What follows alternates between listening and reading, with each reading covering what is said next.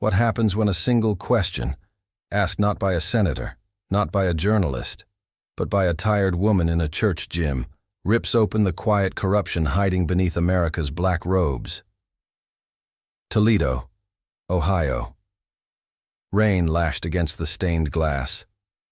Windows of a crumbling church repurposed into a gymnasium. Inside, under flickering fluorescent lights, democracy limped along on folding chairs and lukewarm coffee. Veterans waited to talk about their broken benefits. Teachers held up signs about school closures. It was a town hall like 100 others, meant to soothe, not solve. And then it happened. A woman in a faded army jacket, early 50s, calloused hands, eyes like old wounds, stood up. No camera crew, no handler, just pain wrapped in quiet fury. She didn't shout, she didn't cry, she just asked, "Why do judges keep making decisions that crush us, even when we vote for change?" You could feel it. The room cracked. The air shifted like a pressure drop before a tornado. The crowd froze. The staffers stopped scribbling. Even the congresswoman, Jasmine Crockett, blinked. Once, she stepped toward the mic like a soldier walking into fire, because too many judges don't fear the people anymore. No slogans, no filters, just a truth sharp enough to draw blood. Crockett began reading names, case numbers, victims, judges who let corporations poison towns, rulings that turned whistleblowers into criminals, settlements sealed like secrets in coffins. By midnight, the video had gone nuclear. By dawn, the Department of Justice had issued a statement. By lunch, Jasmine Crockett had a summons from the Supreme Court itself. And yet, she smiled, because Jasmine knew something most politicians forget. You don't fight the system from inside the courtroom. You burn the courtroom down with truth. 3 days had passed since Jasmine Crockett's quiet detonation of truth in that church gymnasium. The media was still on fire. Panels debated her words. Editorials warned of institutional disrespect. Anonymous sources called her reckless. But the silence from the judiciary, that was louder than all the noise. Then the letter arrived. An unmarked black SUV pulled up in front of her office. A man in a tailored suit stepped out, not a courier, not a clerk, but a federal marshal. No words, just a sealed envelope with the gold-pressed seal of the United States Supreme Court. Inside, a formal summons for contempt of court. Hearing location, St. Louis Federal Courthouse. Presiding Justice, Elena Kagan. It was not just unusual. It was surgical, intentional. This wasn't justice. This was intimidation. Dressed in robes, her staff exploded in panic. You can't go alone. They want to make an example of you. They'll strip your credibility, maybe your license. Jasmine, please. But she just stared at the document, her voice calm, her resolve volcanic. If they think a courtroom scares me, they haven't. Read my record. She cleared her schedule. She didn't call her attorneys. She didn't prepare a PR statement. What she did do, though, was spend the next 48 hours building a dossier, not to defend herself, but to expose. The morning of the eighth-day hearing, the courthouse plaza looked like a scene from history. Barricades lined the sidewalks. Protesters chanted. Cameramen climbed onto parked cars for better shots. Reporters hounded her as she approached. But Jasmine kept walking. No makeup, no entourage, just her in a black coat and heels, gripping. A thick folder labeled, "The Truth They Buried." Inside the courtroom, it was standing room only. Judges from lower benches. Retired legal scholars, government officials, everyone expecting to see a rising star burn. Justice Kagan entered, her robe perfectly pressed, her face unreadable. She opened the session with a crisp voice. "Ms. Crockett, you stand accused of disrespecting the integrity of the federal judiciary." But Jasmine didn't wait to be scolded. She stood, calm, fierce, and slid the folder across the table. "No, Your Honor.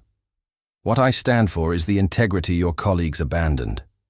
Gasps, audible, real. She didn't come to beg. She came to accuse, page after page, names, rulings, sealed settlements, judges caught in conflicts of interest, whispers of bribery, recordings of closed-door instructions from judges to corporate lawyers.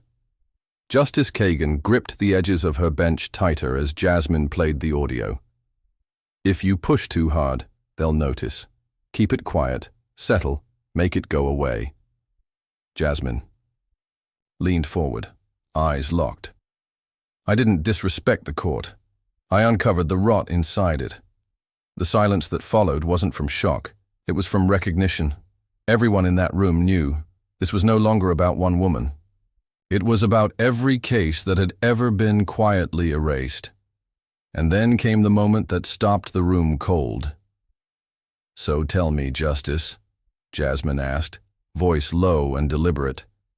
Are you here to defend the law or to protect the people breaking it? Justice Elena Kagan didn't respond. She didn't have to. Her silence was the confession. The courtroom held its breath as Justice Kagan's silence stretched longer than anyone dared expect. For the first time, the ironclad shield of the judiciary seemed to waver. Cameras zoomed in on her face, composed, yet betraying a flicker of uncertainty, a brief crack in the armor of judicial infallibility. Jasmine stood tall, unwavering. She felt the weight of history on her shoulders, knowing this moment was a pivot, a crack forming in a system long thought invincible, a system that had thrived on silence and fear for decades. Outside, the oppressive hum of anticipation was nearly tangible. News of the hearing spread like wildfire. Social media exploded with hashtags, Justice for Truth, Crockett vs. the system, broken courts. People from every corner of the country shared. Clips expressed outrage, hope, and disbelief. Supporters gathered at courthouse steps, chanting slogans demanding accountability and reform. The air was electric, charged with the energy of a public awakening. Inside those walls, however, the fight was far from over. The prosecution launched their counterattack with everything they had, dismissive questions intended to belittle Jasmine's. Claims, thinly veiled threats, masked as procedural reminders, and dense legal jargon designed to confuse, intimidate, and silence. But Jasmine met every assault with unflinching clarity and unwavering courage, her voice cutting through the courtroom like a lighthouse piercing through a storm. She told stories of families crushed by unjust rulings, parents torn apart from their children by flawed decisions, veterans denied benefits they earned with their lives, whistleblowers whose lives were destroyed for speaking truth to power. Her words painted a vivid and heartbreaking picture of a justice system that no longer served the people but instead protected the powerful and wealthy. Then, a low murmur rippled through the packed room. In a rare slip, a courthouse clerk accidentally dropped a thick folder, spilling documents across the floor.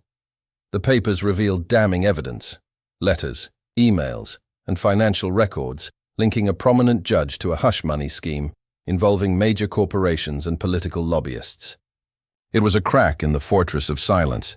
Jasmine didn't hesitate. These are not isolated incidents. This is systemic corruption, a cancer that's eaten away at the very foundation of our justice system, hiding behind the veil of law and procedure. Justice Kagan's fingers clenched around the armrest, her knuckles white.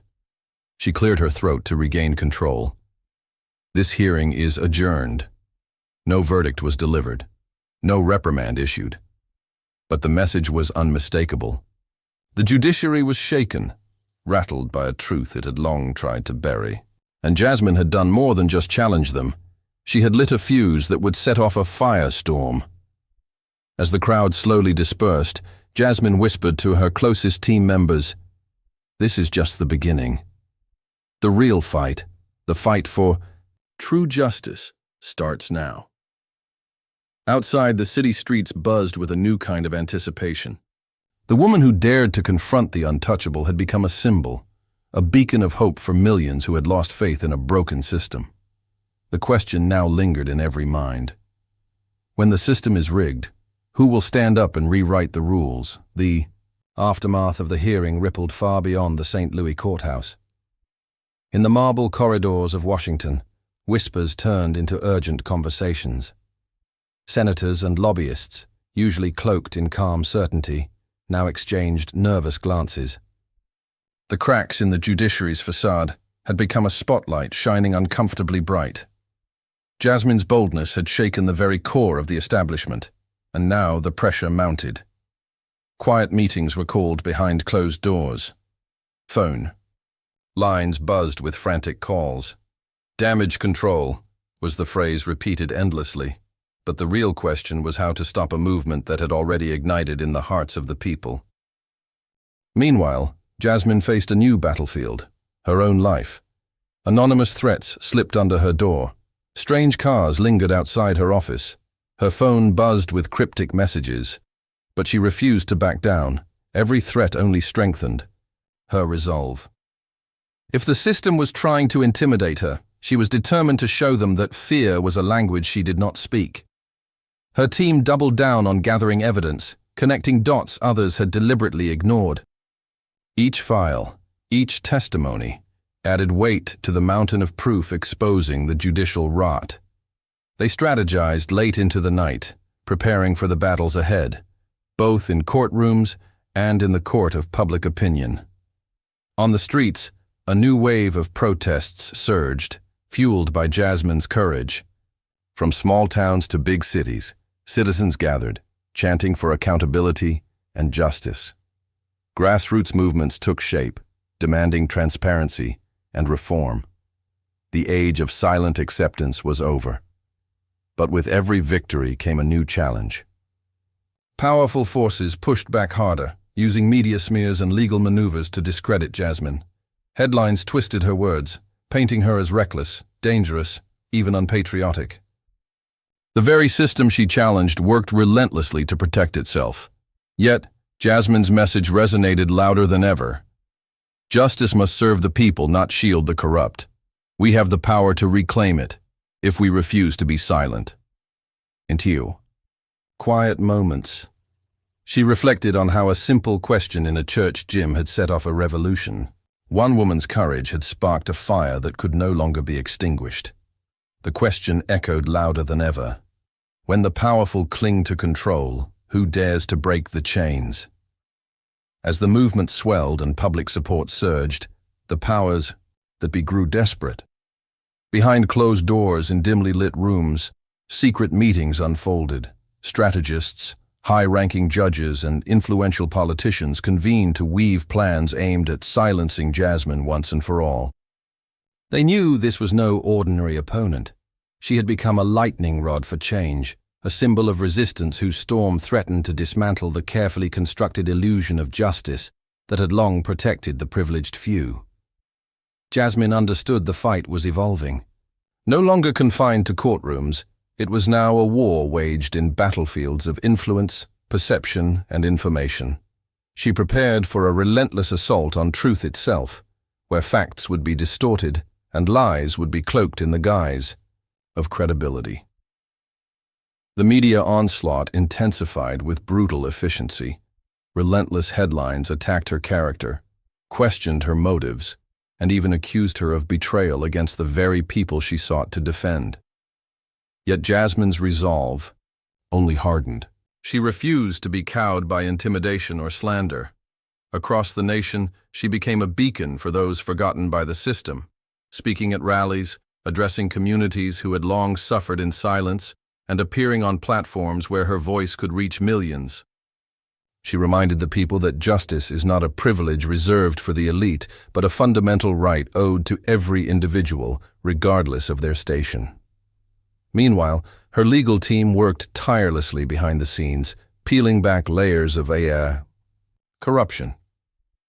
They uncovered damning evidence, judges accepting secret payments, manipulating rulings in favor of corporations, and conspiring to bury inconvenient truths beneath piles of legalese and sealed settlements. Each revelation sent shockwaves through the judiciary, exposing cracks in the very foundation of the system.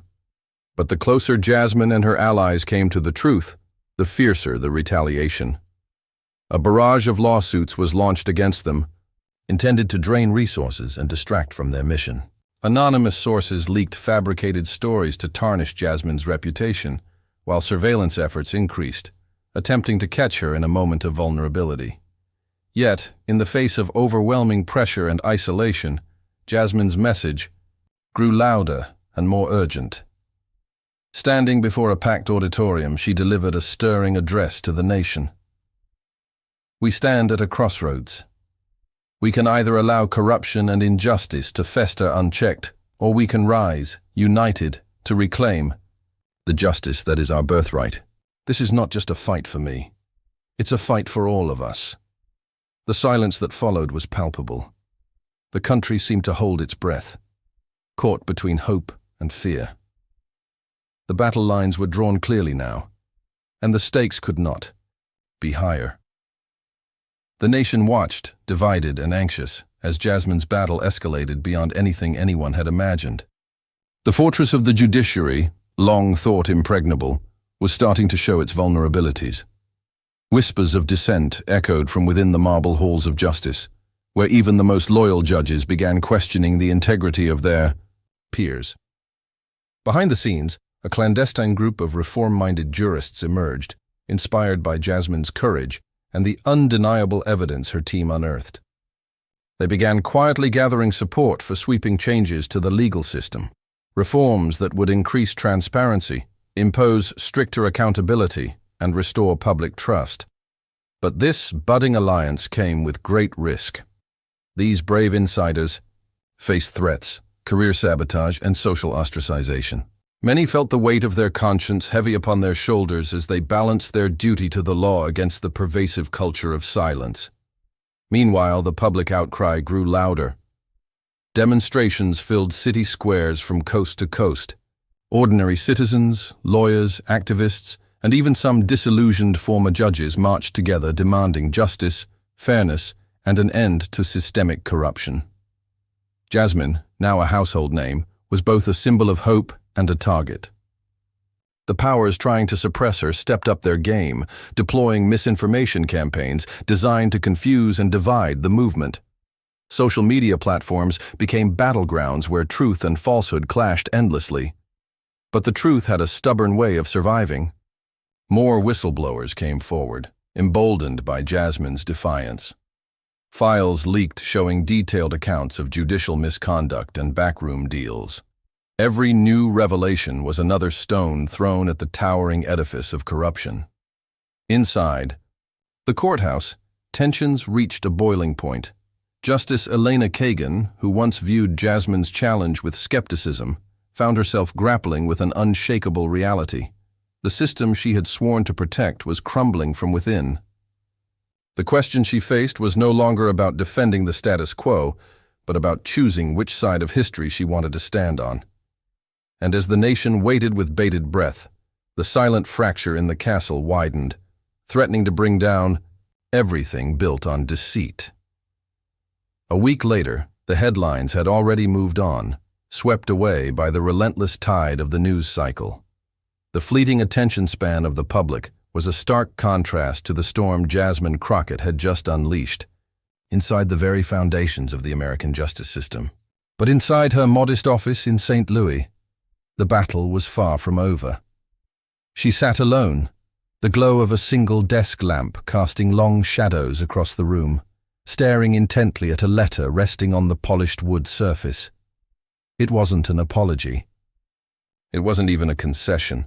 It was something far more dangerous, a quiet acknowledgement from Justice Elena Kagan herself, a tacit admission that the system was not only flawed, but deeply compromised.